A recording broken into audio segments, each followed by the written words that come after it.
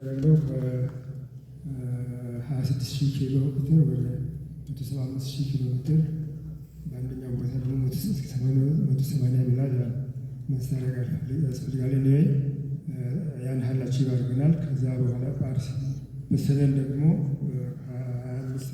የሚጓዝ ወይም የቀበሌ ማዕከላት ሊሆን ይችላል። በዚህ በተዘረጋው የደም ቧንቧ ውስጥ የሚንቀሳቀስ ምርት አለ፣ እቃ አለ፣ ሰው አለ። ይሄ ምርት፣ ይሄ እቃ ወይም ይሄ ጥሬ እቃ ከዛ ወደዚህ ጫፍ ለኮንስትራክሽኑ መንገድ መሰረት እንደሆነ ለዲጂታል እና ለቴሌኮም ኢንፍራስትራክቸር ደግሞ የፋይበር ኮኔክቲቪቲያችን እና የሜትሮ ፋይበር እና የባክቦን ፋይበር ኮኔክቲቪቲያችን መሰረት ነው። በአጠቃላይ 37,800 ኪሎ ሜትር ፋይበር ኦፕሬት እናደርጋለን። ሜትሮ ኤንድ ባክቦን ይሄንን ሌቨሬጅ ማድረግ ያስፈልጋል።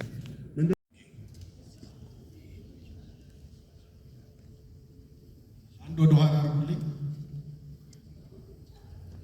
እነዚህ አራቱ ኢንዱስትሪያል ኤጆች ናቸው። ትክክለኛው አይደለም እየቀረበ ያለው ከይቅርታ ጋራ የምታውቁት ስለሆነ በአብዛኛው እንዴት እናምጣው እናሳድገው እና እንጠቀምበት በሚል ላይ ነው የሚሄደው።